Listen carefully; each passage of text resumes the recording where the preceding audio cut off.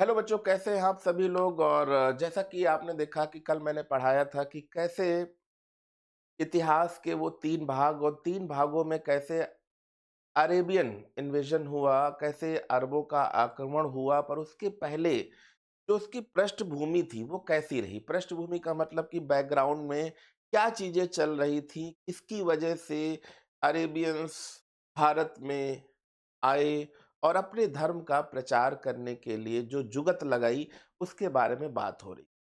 तो जैसा कि मैंने कल आपको बताया भी था कि कैसे मिडवेल हिस्ट्री की अगर हम बात करें, कैसे यहाँ पे हम धर्म की बात कर रहे थे, कितने 4500 धर्म है। उस धर्म में हमने इस्लाम धर्म की बात करी थी, सऊदी अरेबिया की बात करी थी, सऊदी अरेबिया में मक्का की बात करी थी, काबा की बात करी थी, पैगंबर साहब की बात करी थी।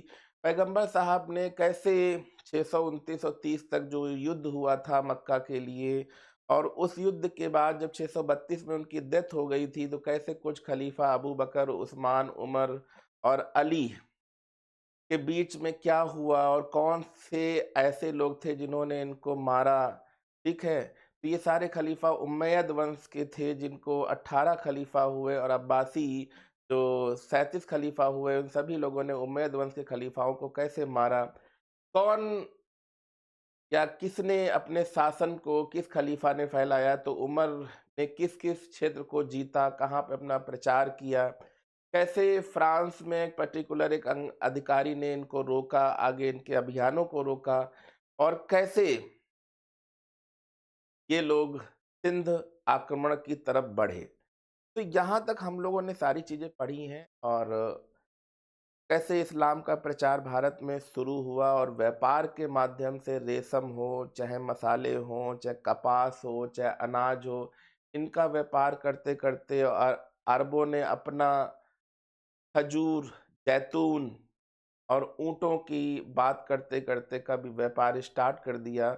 और कैसे कोई ऐसा कैंडिडेट जो मक्का गया था और फिर केरल में त्रिशूर में एक मस्जिद बनाने का आदेश दिया और मस्जिद बनी, और कैसे व्यापार स्टार्ट हुआ, और कैसे इस्लाम का प्रचार करने के लिए, कैसे भी इस्लाम का प्रचार करने के लिए या भारत में घुसने के लिए अरबियों ने कुछ झूठे आरोप लगाए, और उन झूठे आरोपियों के द्वारा भारत में घुसने में एक, कह सकते हैं कि अच्छा जो मकसद उनका होगा या किस मकसद से आने वाले थे, उन्होंने एक आरंभ किया। और वो मकसद क्या था? लूटना था, बैठना था। कि जैसे मैंने बताया पिछली बार कि एक खलीफा था उस समय, सुलेमान। सुलेमान खलीफा ने कहा कि भाई, अगर आपको भारत जाना है तो इस्लाम का प्रचार करना है, लूटना है, मंदिरों को तोड़ना है, इन सारी चीज़ों को आपको करना है, अपने साम्राज्य को स्थापित भी। तो इन चीज़ों की बात करते करते हमने बस यहाँ तक पहुँचे थे कि भारत में इस्लाम कैसे फैला, और आज इस्लाम जो फैला, कैसे इतनी सारी 50-60 कंट्रियों में फैल गया, और कैसे सारी कंट्रियां बस गईं, और किस तरह से इन्होंने भारत पे आक्रमण किया, और कैसे अपनी कट्टरता के बल पर लाखों लाखों लोगों को मारा, लाखों मंदिर तोड़े। ठीक है? और अभी आपने देखा होगा कुछ ऐसी चीजें, ऑस्ट्रेलिया, सिडनी के, भारत में पहलगाम। तो बहुत सारी ऐसी चीजें थी जो इन खलीफाओं के क्षेत्र में थी कि अगर हमें अपना प्रचार प्रसार करना है तो हमें अपनी सेना तैयार करनी पड़े, लोगों पे हमला करना पड़ेगा और उन्हें जीतना पड़ेगा। ठीक है? तो इस्लाम धर्म का प्रचार करने के लिए लोग भारत आए, और इन्होंने कहा कि भाई, हमारे कुछ व्यापारियों ने कहा है कि सिंध के व्यापारियों ने हमें लूट लिया। किसने लूट लिया है? सिंध के व्यापारियों ने। सिंध के व्यापारियों ने सिंध के व्यापारियों ने हमें लूट लिया। तो अगर हम इस चीज को देखें, सिंध के व्यापारियों ने हमें लूट लिया है, इसलिए हम आप पे हमला करेंगे। और उस समय था भी, ऐसी चीजें आरोप लगाए गए, और आरोप के द्वारा ये पहली बार सिंध में एंटर किए। जैसा कि मैंने कल बताया था जैसा कि मैंने कल बताया था कि सिंध में 711, सिंध में कब, 711 में, 711 में सिंध पर पहला आक्रमण इन्होंने किया। सिंध पर पहला आक्रमण इन्होंने किया, जैसा कि कल मैंने बताया था, 711 एडी। ये ध्यान रखिएगा बच्चों, अगर आप इन चीजों का ध्यान रखें। 711 एडी में आक्रमण किया, किसके साथ, तो राजा दाहिर थे, राजा दाहिर। राजा दाहिर की अगर हम लोग बात कर रहे हैं, राजा दाहिर की, राजा दाहिर जो हिंदू राजशाही वंश, हिंदू शाही वंश के थे। राजा दाहिर ने किससे आक्रमण किया 711 में, तो दो कैंडिडेट थे जो भारत में आए, ठीक है। एक का नाम था अबैदुल्ला। क्या नाम था बच्चों, ध्यान रखिएगा। एक का नाम था, अगर पहले वाले का नाम देखें, का नाम था अबैदुल्ला। पिछले वीडियो में भी हम बता चुके, अबैदुल्ला। और दूसरा नाम है, इसको राजा दाहिर ने क्या कर दिया, जैसा कि हमारे इतिहासकार कहते हैं कि भाई राजा दाहिर हार गया, ये हो गया, पर ऐसा नहीं था। राजा दाहिर ने पहले 711 में ही इन लोगों को हरा दिया था, इन लोगों को हरा दिया। पर हमारे इतिहासकार हमेशा जो है हिंदुस्तानी राजाओं को हराने पे ही लगे रहे। उदयन, इन दोनों को इन दोनों को इन दोनों को राजा दाहिर ने क्या कर दिया, इन दोनों को ही राजा दाहिर ने हरा दिया, हरा दिया। किसने हरा दिया, राजा दाहिर हरा दिया, ठीक है, हरा दिया किसने, राजा दाहिर। अब राजा दाहिर ने इनको हरा दिया, लेकिन क्या हुआ, 712 एडी में। अब यहाँ पे जो आपको जानना है, कैसे भारत में इस्लाम की कहानी सेट हुई, तो 712 ये डेट आपको ध्यान रखनी है, क्योंकि यहीं से एंशियंट इंडिया की समाप्ति हुई और एक मिडवेल हिस्ट्री की स्टार्टिंग मानी जाती है। और इस समय अगर देखा जाए तो भारत में राजपूत शासन रहा, राजपूत। अब राजपुत्र बोलो, राजपूत बोलो, वो आप समझ सकते हो। तो 712 एडी की बच्चों यहाँ पे बात हो रही है, 712 एडी। 712 एडी में एक कैंडिडेट जिसका नाम आपको ध्यान रखना है, जिसका नाम आपको ध्यान रखना है, नाम क्या है बच्चों यहाँ पर, तो नाम ध्यान रखना है मोहम्मद बिन कासिम। क्या नाम है बच्चों, मोहम्मद बिन कासिम।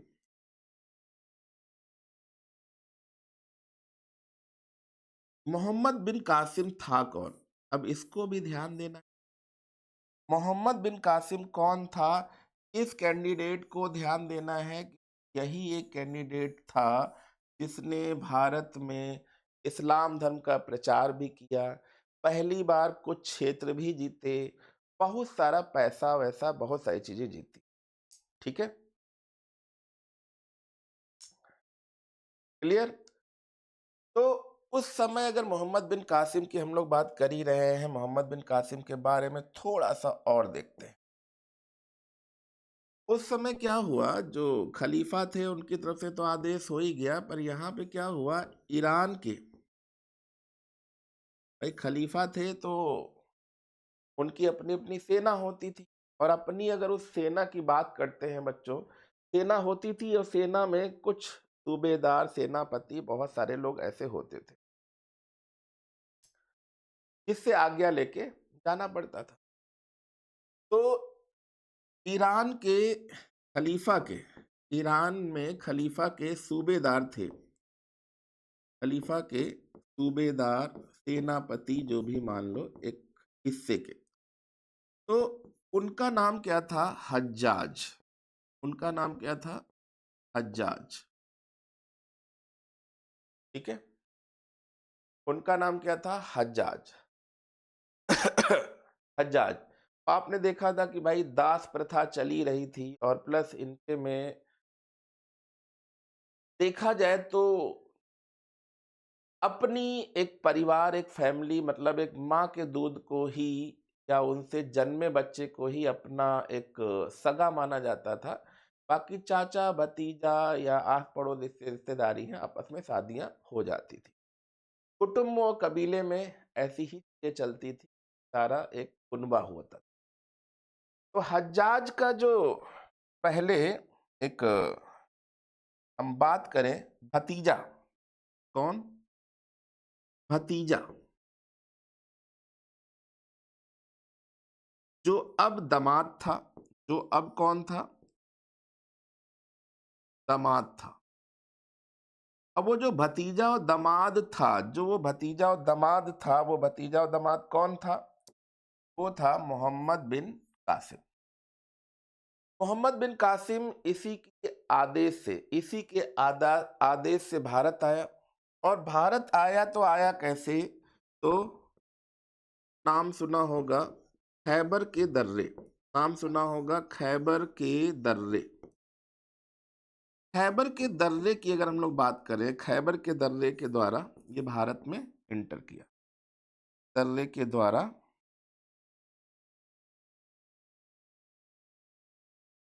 भारत में आया, भारत में आया। बच्चों आप राइटिंग देख सकते हैं, अगर अच्छी बनी हो कमेंट जरूर करिएगा, ठीक है। भारत में आया। ईरान के सूबेदार का नाम क्या था? हज्जाज। ईरान के सूबेदार का नाम क्या था? हज्जाज, जो एक खलीफा के अंडर में काम करता था। उसने अपने भतीजे प्लस दामाद को भारत भेजा, जिसका नाम था मोहम्मद बिन कासिम। और मोहम्मद बिन कासिम जो है, मोहम्मद बिन कासिम जो है खैबर के दर्रे के द्वारा भारत में एंटर किया, ठीक है, ठीक है। अब यहां पर अगर हम बात करें, यहां पे हम बात करें, आप इसका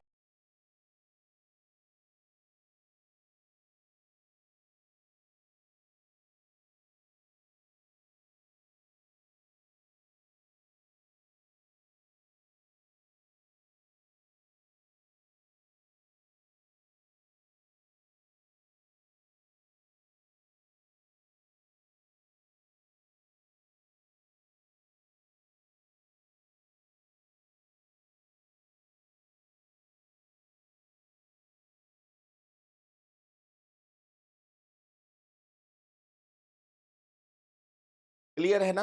तो ये चीजें आपके समझ में आई होंगी, ये चीजें आपके समझ में आई होंगी। और ज्यादा एज भी नहीं थी इसकी, ज्यादा एज भी नहीं थी। और इतना क्लियर है ना? देखिए, तो मैंने बताया भतीजा, दामाद, सूबेदार मोहम्मद बिन कासिम खैबर के दर्रे के द्वारा भारत में आया।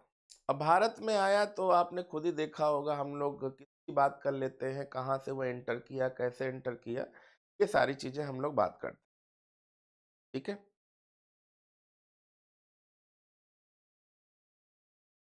और इसके जो हमले हुए, अब हम लोग बात करते हैं इसके हमले की। इतना आपको समझ में आ गया होगा तो कोई डाउट नहीं। तो जब इसने एंटर किया तो सबसे पहले जो इसका हमला हुआ, हमला कह सकते हैं या आक्रमण कह सकते हैं, जो भी आपको समझ में आ, हमला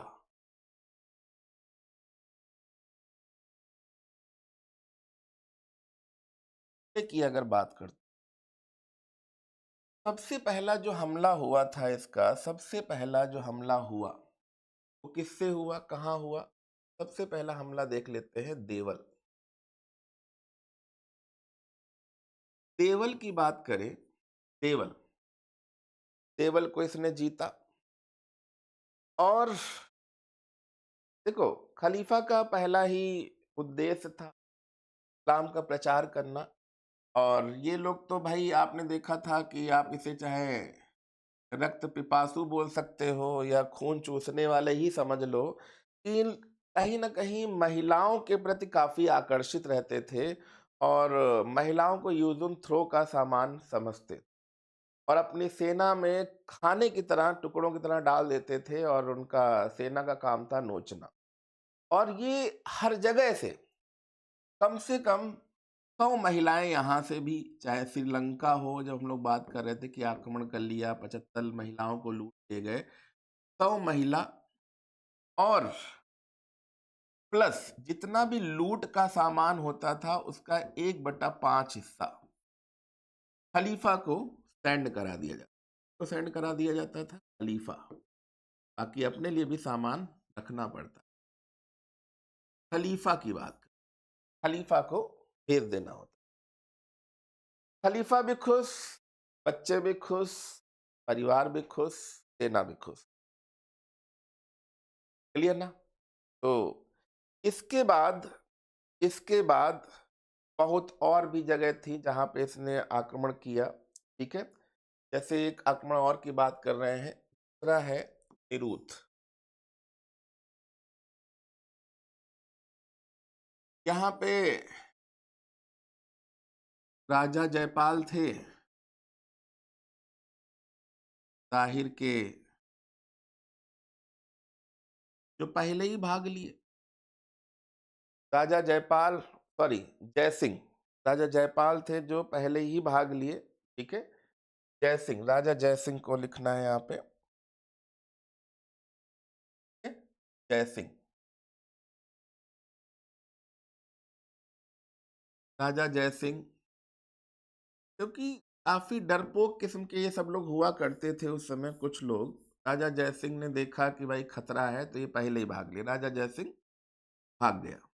वहां भी खूब लूटपाट मचाई, बच्चों को काट डाला, महिलाओं की इज्जत लूटी, बहुत सारे ये सब इनके सबके यही काम होते थे। तो यहाँ पर अगर हम देखें, राजा जयसिंह भाग गया, जो राजा दाहिर का लड़का था। किसका लड़का था? कि राजा जयसिंह कौन था, तो ये ध्यान रखिएगा, इसको भी हम अलग से लिख देते हैं। तो राजा जयसिंह जो था, ये राजा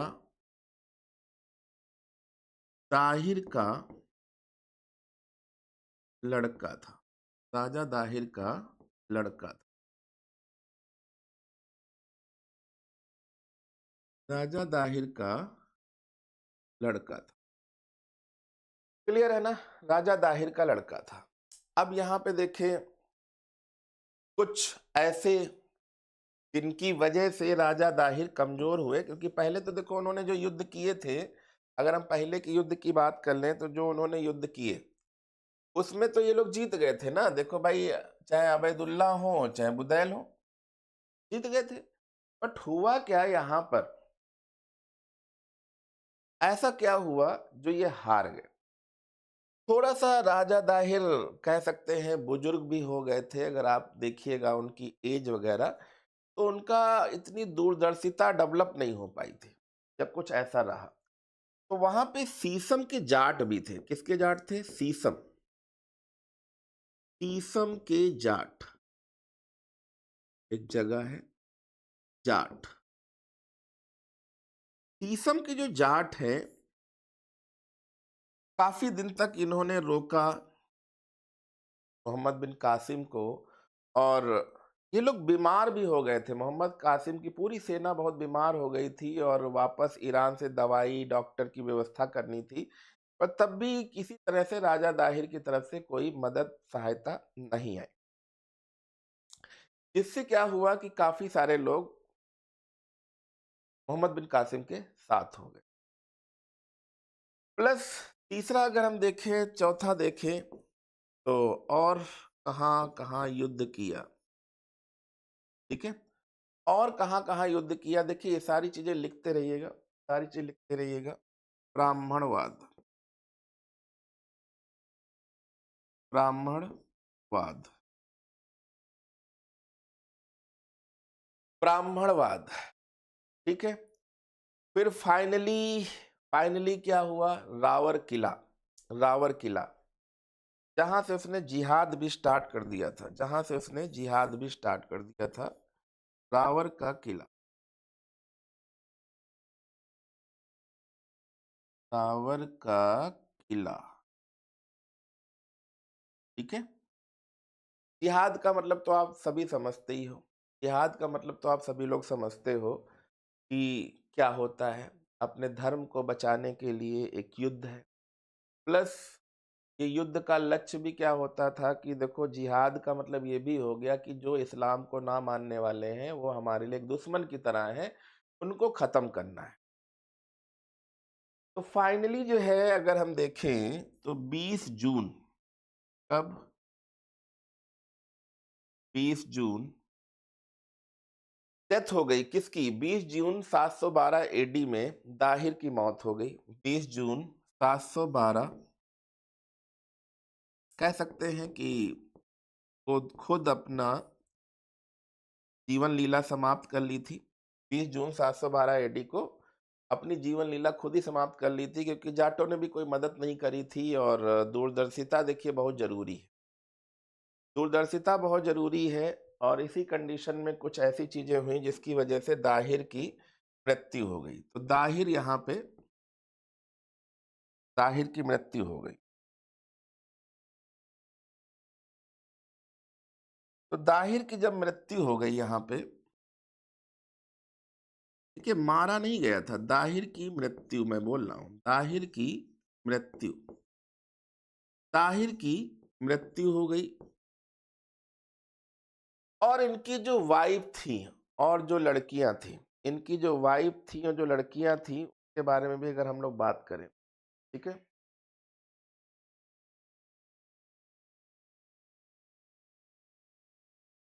जैसे आपने सुना ही होगा जैसे आपने सुना ही होगा कि इनकी पत्नी का नाम लाडी था।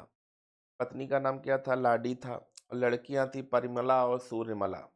हम्म तो खलीफा के पास इन्होंने भेज दिया, ठीक है। भाई अरबों के भारत के आक्रमण के विषय में जानकारी भी या तो हम चचनामा देख लेते हैं या किताब फुतूल अल बलिदान में भी देखने को मिलती है। तो भारत पे आक्रमण किया और मकराना के समतली मार्ग से सिंध में प्रवेश किया, मतलब ठीक है खैबर के दर्रे की तरह बात कर रहे हैं। और मोहम्मद बिन कासिम ने 712 में सिंध पर आक्रमण किया था। सबसे पहले उसने कहा, तो मैंने अभी बताया था देवल, देवल, ठीक है। कहाँ पे सबसे पहले आक्रमण किया? तो सबसे पहले उसने थट्टा के पास स्थित देवल बंदरगाह को अपने अधीन कर लिया, ठीक है। फिर रावर का किला, रावर के युद्ध, बहुत सारी ऐसी चीजें हुई, बहुत सारी ऐसी चीजें हुई जिसमें अरबों ने भारतीय जनजीवन को काफी प्रभावित किया और स्वयं भी प्रभावित हुआ, क्योंकि अरबों ने चिकित्सा, दर्शन शास्त्र, इन चीजों के बारे में वो जानते ही नहीं थे, ठीक है। नक्षत्र विज्ञान, गणित, शासन प्रबंध भारतीयों से शिक्षा ली, ठीक है। अरब विद्वान भारत में बगदाद अपने साथ ब्रह्म सिद्धांत एवं खंड खाद्य पुस्तक लेकर गए थे, ठीक है। तो हिंदू शब्द का जो यहाँ पर प्रयोग माना जाता है सर्वप्रथम अरबों ने ही किया था। अब यहाँ पर दाहिर की मृत्यु हो गई। अब इनका थोड़ा खानदान भी देख लेते हैं। देखिए दाहिर की जब मृत्यु हो गई तो इनकी जो पत्नी थी, जो पत्नी पत्नी का नाम क्या था? पत्नी का नाम था लाडी। क्या था? लाडी, ठीक है। और जो लड़कियां थी, भाई देखो इनका सबका मकसद तो आप जानते ही हो, महिलाओं पे अत्याचार करना। कई सारी भाई जो सेना थी, सेना अपने एंजॉयमेंट का साधन समझती थी, तो कईयों लोगों की इज्जत लूट ली, प्लस खलीफा के पास भेजना भी तो था। तो खलीफा के पास किसको भेजा? भैया राजा है तो राजा ही उपभोग करेगा, तो उपभोग की वस्तु समझते। तो राजा दाहिर की दो लड़कियां थी, एक का नाम था परिमला और एक का नाम था सूर्यमला। एक का नाम क्या था? परिमला। एक का नाम था परिमला और एक का नाम था सूर्यमला। परिमला और सूर्यमला की बात अगर हो रही, परिमला और सूर्यमला, जिनको क्या हुआ, मोहम्मद बिन कासिम ने, जिनको मोहम्मद, ये नाम बार बार इसलिए लिखेंगे याद हो जाए, मोहम्मद बिन कासिम, मोहम्मद बिन कासिम ने खलीफा के पास भेज दिया। खलीफा के पास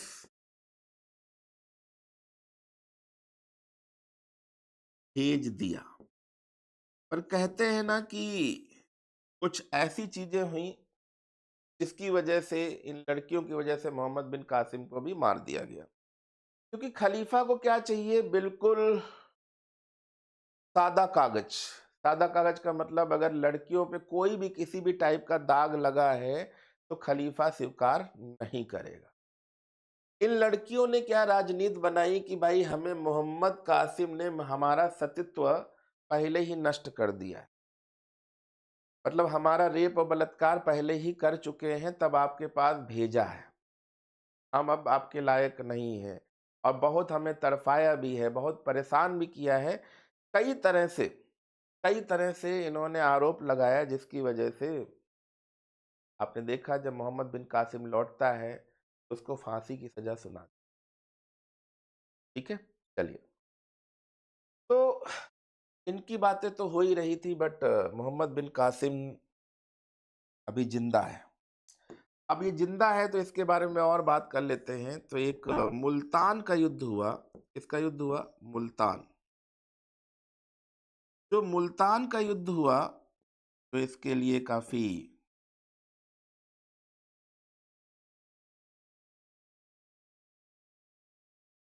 जो मुल्तान का युद्ध हुआ था,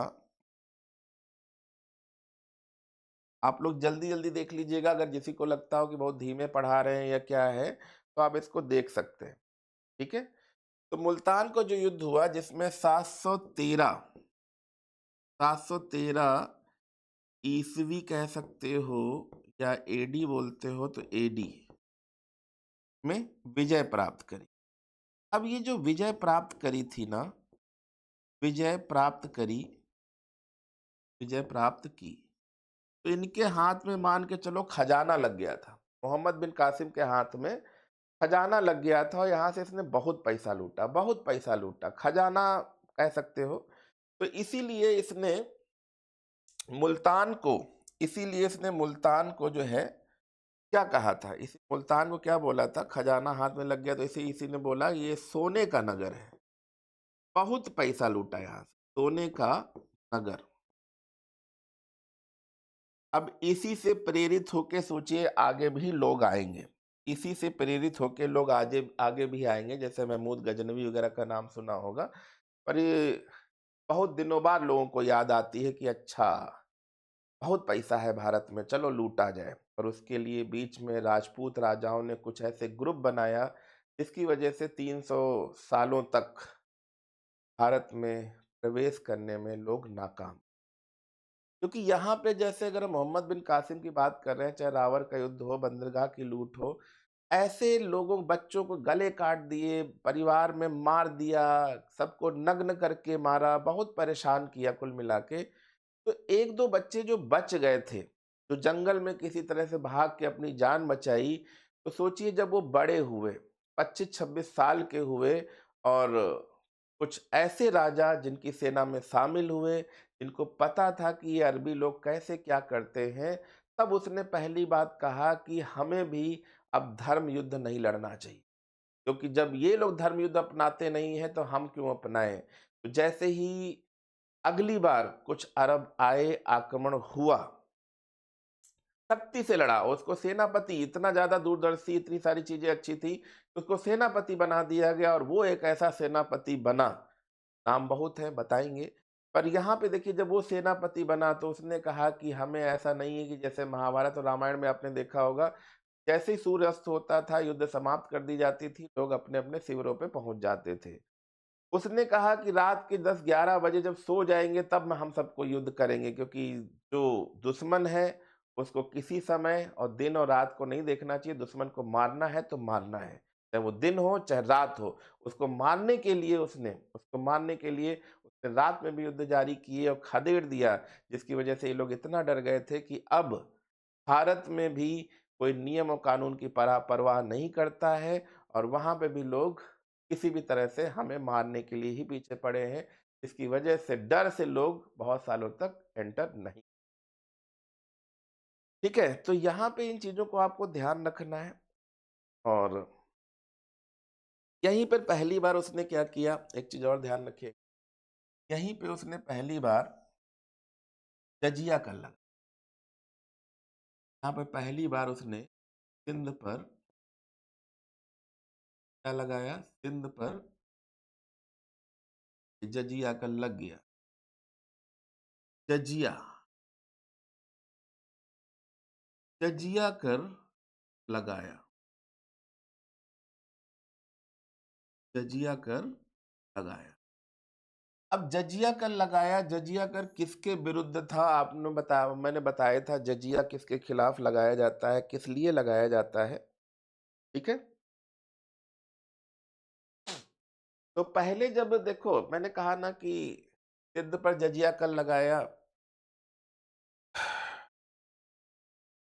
पर किस पे, किस लिए, किस चीजों पे लगाया। देखिए, जजिया कर लगाया था, जैसे इसने क्या किया कि हिंदुओं से ज्यादा नफरत करता, मूर्ति पूजा वालों से ज्यादा नफरत करता था, क्योंकि मेन जो बेस था वो शुरुआत ही वहीं से आया था कि मूर्ति मूर्ति पूजा का विरोध बहुत पहले से था।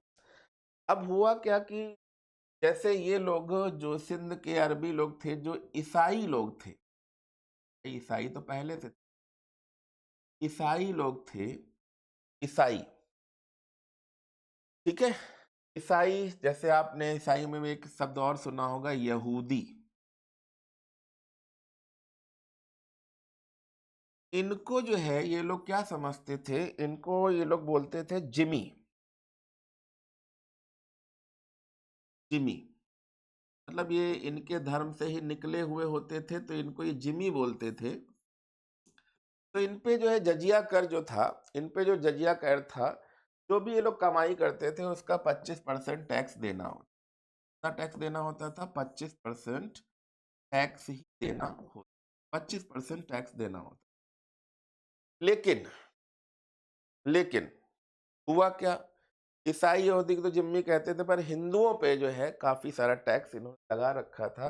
हालांकि यहाँ पे कुछ इतिहासकार कहते हैं कि हिंदुओं के पर, या जो सिंधुवासी थे या जो भारत के लोग थे, उनमें ब्राह्मणों को कुछ हद तक छूट दी गई थी, कुछ हद तक ब्राह्मणों को छूट दी गई। ठीक है, ब्राह्मण हमेशा से गरीब रहा है तो उनको छूट दी। अब भाई विकलांग जो डिसेबल पर्सनालिटी होगी किसी भी तरह से, तो वो क्या कमाएगी, तो उसको छूट देना, भाई ये कहाँ से कमा के देगा, विकलांग, उनको छूट दी गई। और उस समय भाई महिलाएं भी अगर देखा जाए तो कोई नौकरी चाकरी तो करती नहीं थी, तो उनको भी छूट दी गई थी। महिला नहीं, महिला, हम्म, महिला जयवर्धने हो जाए, ठीक है, महिलाओं को भी छूट दी गई। ये लोग के अलावा जितने हैं सब जजिया कर, सब जजिया कर देंगे, सब जजिया कर देंगे, मतलब किसी को ऐसी छूट नहीं थी। ठीक है, क्लियर है ना। फिर ये जब वापस गया, बहुत सारा सोना चांदी लेके गया, ये सोचा कि भाई खलीफा से बहुत ज्यादा अवार्ड मिलेगा, हमें ऊंचे पद मिलेंगे। और वहां पे जो ये परिमला और सूर्यमला थी, परिमला सूर्यमला ने पहले ही आग लगा रखी थी कि हमारे सतत्व को नष्ट कर दिया है। क्योंकि जब मोहम्मद बिन कासिम आया था, मोहम्मद बिन कासिम आया था, तो उस समय तो खलीफा था, सुलेमान था। उस समय खलीफा कौन था, सुलेमान था।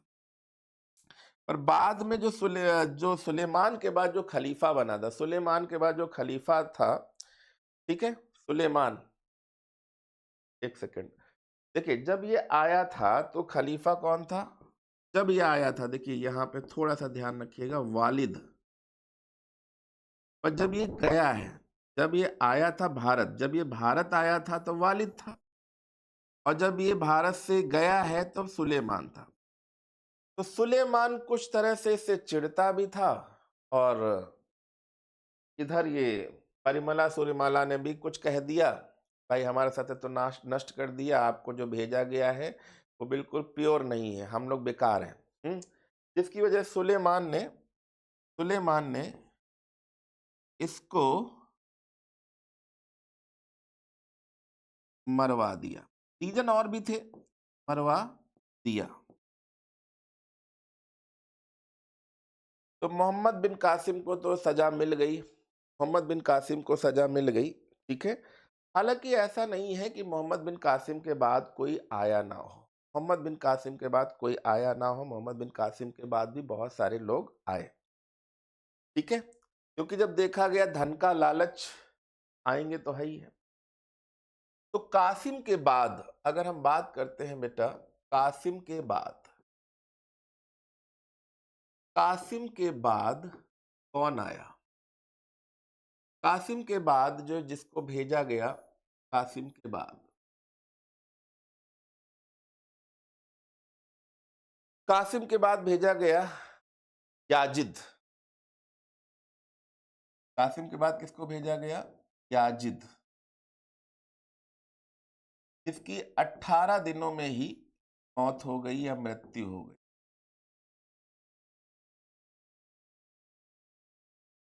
अब याजिद के बाद किसको भेजा गया? तो याजिद के बाद एक कैंडिडेट था हबीब। याजिद के बाद कौन था? हबीब। याजिद के बाद कौन था? हबीब, जो भारत आए, शासन व्यवस्था के लिए, लूटमार के लिए सारी चीजें चलती रही, ठीक है। बट अगर हम बात करें, अगर हम बात करें कुछ और लोगों की, क्योंकि देखिए यहाँ पे कौन कौन लोग थे जिनकी वजह से हमें यहाँ पे जानकारी मिलती है कि कैसे यहाँ पे आक्रमण हुआ, कौन था और क्या चीजें शुरू होने लगी थी, ठीक है। तो थोड़ी सी चीजें हम लोग यहाँ पर जानेंगे, थोड़ी सी चीजें हम लोग जानेंगे यहाँ पर, ठीक है। अब क्या इफेक्ट पड़ा, क्या इफेक्ट पड़ा, क्या सारी चीजें थी? तो भाई अरब आक्रमण की अगर हम लोग बात कर ही रहे हैं, तो अरब आक्रमण के द्वारा भारत पे इसका क्या प्रभाव पड़ा वो देखते हैं। देखिए, साथ साथ लिखते चलिएगा। अरब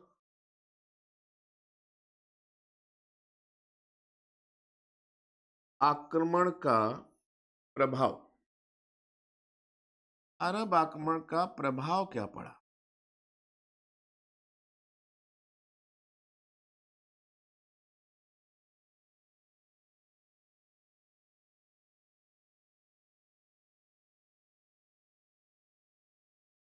अरब आक्रमण का प्रभाव, है ना, इफेक्ट ऑफ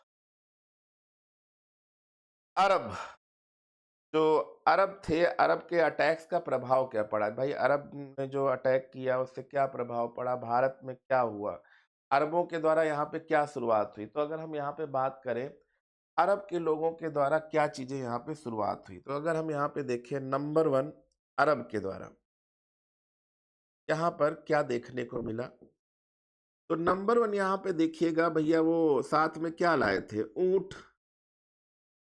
तो लोगों ने ऊंट के बारे में जाना, ये भी एक कोई सवारी है तो इसकी भी शुरुआत हो गई कि चलो ऊंट पालन की शुरुआत हो गई। उसका दूध बहुत गाढ़ा होता था तो लोगों को उसकी कोई ज्यादा जानकारी नहीं थी, तो जो यूज करता था वो यूज करता था। आज भी देखिए जयपुर राजस्थान में आपको कुछ चीजें ऐसी मिल जाएंगी। दूसरा क्या था? ऊंट पालन की तो शुरुआत हो ही गई, ठीक है। और क्या हो गया? भाई राजस्थान से आए थे तो आपको पता ही है, और क्या होगा, भारत में आए तो भाई कैसे आते थे, किस तरह से? तो मानचित्र कला का भी विकास हो गया। मानचित्र, मानचित्र कला का विकास, मानचित्र कला का विकास,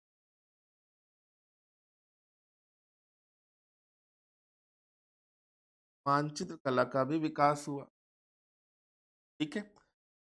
ऊंट पालन की शुरुआत हो गई, ऊंटों को पालना शुरुआत कर दिया, लोग सामान ढोने में भी यूज करने लगे, और मानचित्र मतलब जो नक्शा होता है, मैप होता है, उसकी भी शुरुआत हो गई कि कैसे कैसे हमें कहाँ से जाना है। क्योंकि जब बाहर से आएंगे भारत कैसे पहुंचेंगे, भारत में कौन चीज कहाँ पे मिलती है, कैसे वहां जाएंगे, इन चीजों की एक शुरुआत हो गई थी, ठीक है।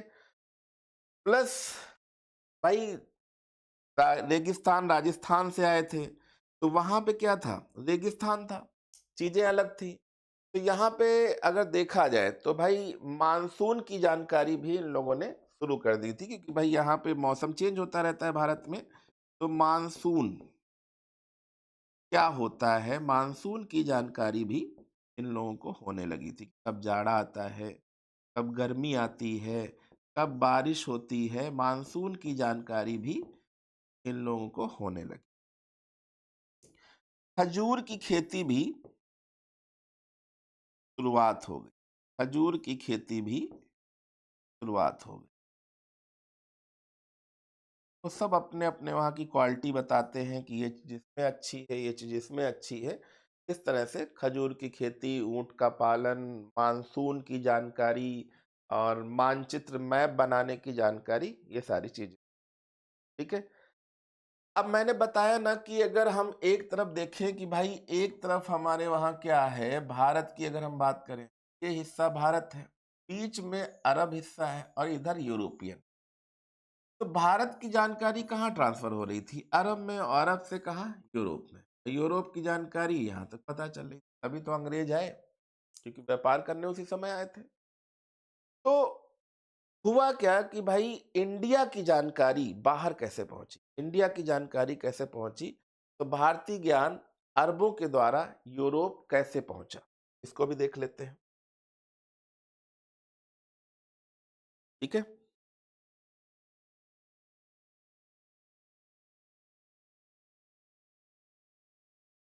भारतीयों का जो ज्ञान था, भारतीयों का ज्ञान यूरोप कैसे पहुंचा, या यूरोप पहुंचा? मैंने अभी बताया कैसे पहुंचा।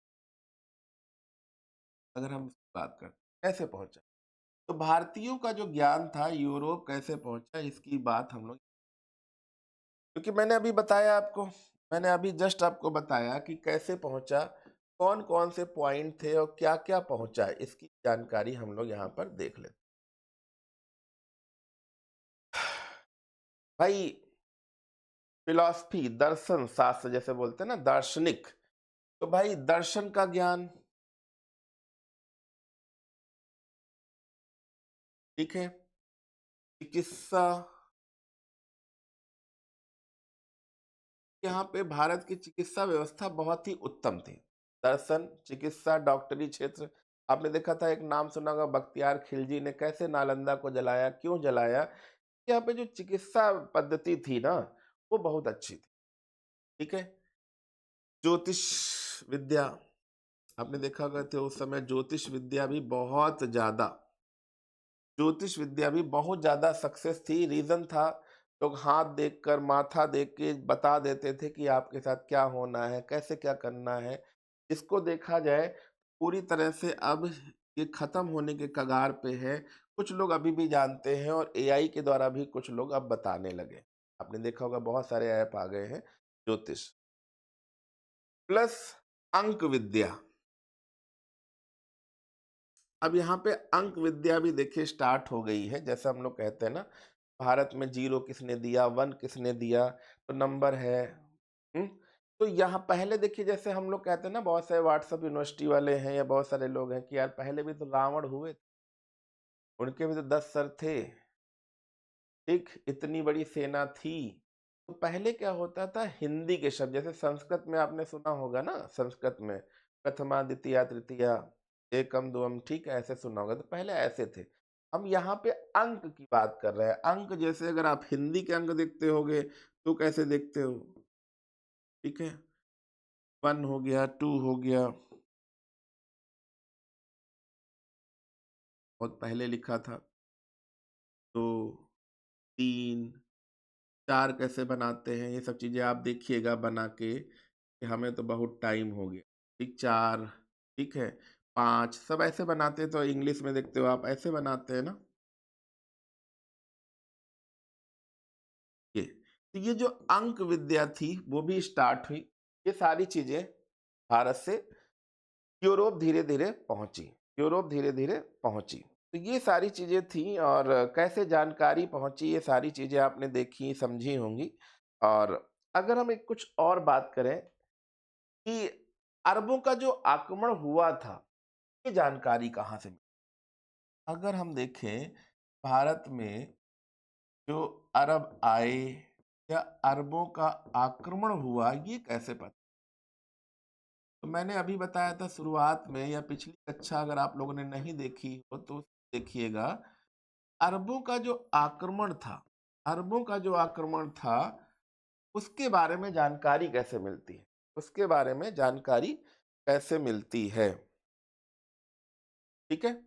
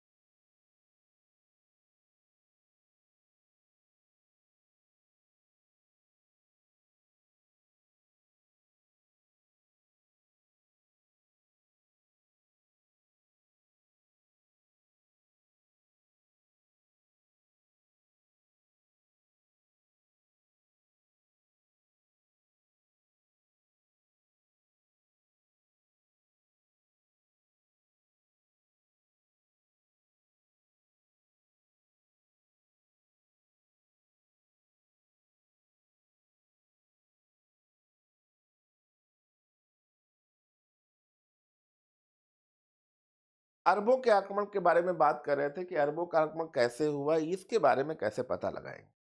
ठीक है? तो एक किताब आपने सुनी होगी, एक किताब, देखिए, एक नाम तो आपने सुना होगा, चचनामा। चचनामा, ठीक है? एक नाम आपने सुना होगा चचनामा, क्योंकि राजा दाहिर के जो पिताजी थे, राजा दाहिर के जो पिताजी थे, उनका नाम चच था। इनके नाम पे ही चचनामा लिखी गई। इससे पता चलता है कि भाई यहाँ पे अरबों का आक्रमण हुआ। ठीक है? तो जानकारी अगर हम बात करें तो एक किताब और भी है जिसका नाम है किताब फुतूल अल बलदान। किताब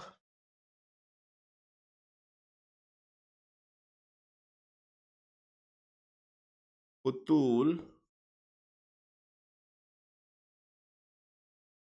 अल बलदान, अल बलदान, ठीक है? किताब फुतूल अल बलदान, इन दोनों किताबों से इन दोनों किताबों से पता चलता है कि भाई अरेबियंस कैसे भारत आए और कहाँ कहाँ आक्रमण हुआ। तो अरबों के बारे में अरबों के बारे में जो जानकारी मिल रही है, अरबों के बारे में जो जानकारी मिल रही है वो यहीं से मिल रही है। ठीक है? और ये किसके द्वारा लिखी गई है? ये किसके द्वारा लिखी गई है? तो बिलादुरी के द्वारा, बिलादुरी के द्वारा लिखी गई है। बिलादरी के द्वारा लिखी गई, बिलादरी के द्वारा लिखी गई, और चचनामा। ठीक है? तो हालांकि मैंने पिछली क्लास में बताया भी है, तो इन चीजों को भी ध्यान रखिएगा। और कैसे ये आए, कहाँ से आए, खैबर के दर्रों से आए, कहाँ से आए, मकराना की जगह से आए, ये सारी चीजें मैंने आपको बताई हैं। ठीक है? और मेरी आवाज आ रही होगी, आप सभी लोग ध्यान रखिएगा। अब आगे देखते हैं। ऐसा माना भी जाता है कि हालांकि तो शब्द थे कि हिंदू, क्योंकि उनकी जबान में कुछ प्रॉब्लम थी कि वो शाह को, क्योंकि भाई सिंधु की बात तो हम लोग बहुत पहले से कर रहे हैं, तो सा की जगह जो सा था, सा की जगह इनका जो उच्चारण होता था वो हा होता था। तो पहली बार हिंदू शब्द का माना जाता है कि उच्चारण इन्हीं के द्वारा हुआ, और ऐसा कुछ नहीं है, इन्हीं के द्वारा हुआ।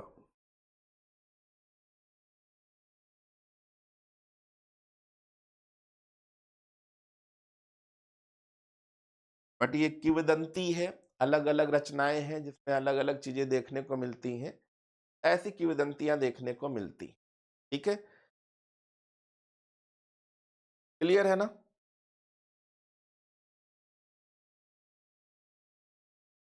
क्लियर है ना?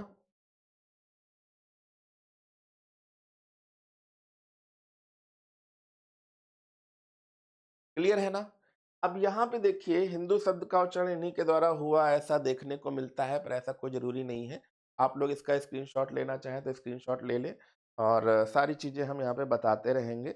अरबों ने ही सिंध में ऊंट पालन तथा खजूर की खेती का प्रारंभ भी किया। ठीक है, प्रारंभ किया, ये भी मैंने बताया। और अरबों के द्वारा ही देखा जाए तो चचनामा में भी लिखा हुआ है कि सिंध में सिंध में सिंध में दिरहम, के वहां रुपया है ना, ऐसे सिंध में दिरहम चलाया गया। सिंध में क्या चलाया गया? दिरहम नाम के सिक्के चलाए गए। दिरहम, सिंध में दिरहम नामक सिक्के चलाए गए। दिरहम, दिरहम जैसा वर्ड सुना होगा शायद आपने। दिरहम नामक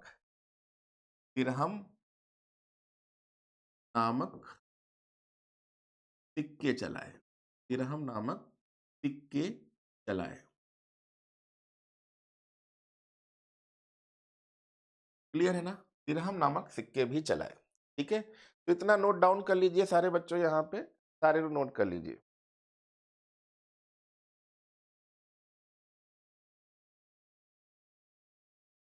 और मैंने अभी ये भी बताया था कि भाई मोहम्मद बिन कासिम ने सिंध वासियों पर जजिया कर भी लगाया। ये सारी चीजें आपने पढ़ी होंगी। अब आगे देखते हैं कुछ और चीज, कुछ अच्छी चीजें जो बहुत इंपॉर्टेंट है। जैसे एक नाम आपने सुना होगा, एक नाम और सुना होगा, क्योंकि भाई चाहे दर्शन शास्त्र हो, नक्षत्र की बात हो, गणित की बात हो, सारी चीजें यहाँ पे चीजें देखी गई। बट एक वहां पे एक और नाम, उसी समय की बात करते हैं, एक नाम और सुना होगा आपने, ब्रह्मगुप्त।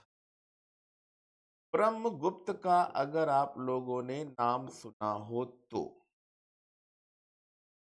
ब्रह्मगुप्त का नाम अगर आपने सुना हो तो बहुत अच्छी बात है, और नहीं सुना है तब भी आप जानिए। ब्रह्मगुप्त जिन्होंने अपनी एक किताब लिखी थी, जिन्होंने अपनी एक किताब लिखी थी, क्योंकि इनकी जो किताब थी, ब्रह्मगुप्त की जो बुक थी, इनकी जो एक किताब थी जिसका नाम था ब्रह्म स्फुट,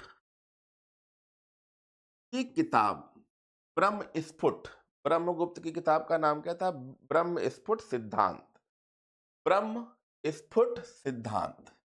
तो भैया एक चीज अगर यहाँ पर देखें तो और लोग अलग अलग किंवदंती देते हैं, पर इन्होंने जब लिखा तो आप खुद ही समझ सकते हो कि मोहम्मद साहब इस समय थे 688 ईस्वी में।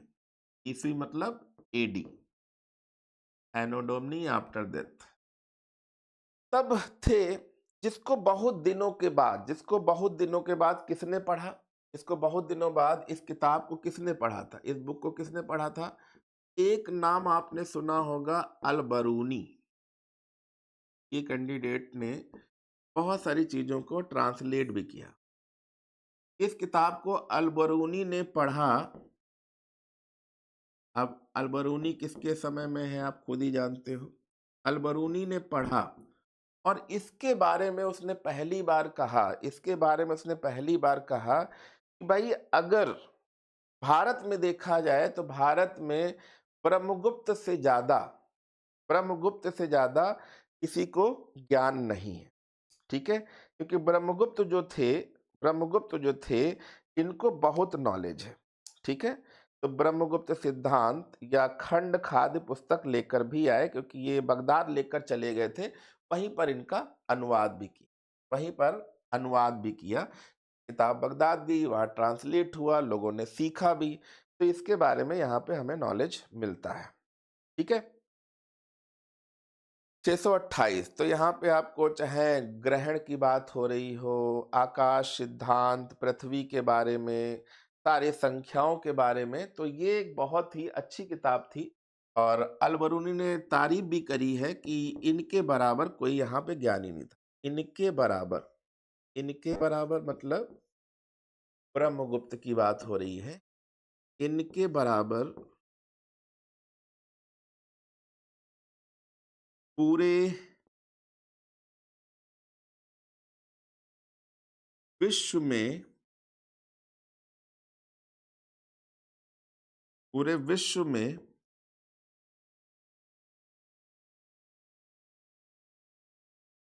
इनके बराबर पूरे विश्व में खगोल का ज्ञान किसी का पास नहीं। खगोल का ज्ञान किसी के पास नहीं है। क्लियर है ना? नोट करते रहिएगा, नोट करते रहिएगा। ठीक है, किसी के पास नहीं है। अब धीरे धीरे क्या हुआ, अरबों के मध्य भी संघर्ष होने लगे, और कैसे भारत में इन्होंने अपने ज्ञान और नॉलेज को फैलाया, इसके बारे में भी हम लोग यहाँ पे जानेंगे। तो यहाँ तक तो कहानी अब समझ में आ गई, पर अरबों के जो मध्य संघर्ष हुआ, अब जो दूसरा पार्ट हम लोग पढ़ेंगे, मतलब पार्ट नंबर अगर हम लोग यहाँ पर 3 देखेंगे, तो पार्ट नंबर 3 में क्या होता है, अरबों के मध्य संघर्ष। तो भैया देखो भैया, अब यहाँ पे अगर हम लोग बात कर लें अरबों के मध्य संघर्ष की, अगर हम लोग बात करते हैं बच्चों, भाई इतने सालों तक ये कौन सी घुइयां छीलते रहे, क्यों नहीं आ पाए, क्या रीजन था, क्या संघर्ष हुआ, और इन 300 सालों में किन किन लोगों ने भारत की रक्षा करी, 300 साल तक इनको एंटर नहीं करने दिया, वो कौन से रीजन थे, इसके लिए हम जानते हैं नेक्स्ट लेक्चर में। तब तक के लिए धन्यवाद। चैनल को सब्सक्राइब करते रहें, शेयर करते रहें, ऐसा ज्ञान हमारी तरफ से मिलता रहे। आशीर्वाद आइए, चैनल को फॉलो करते रहें।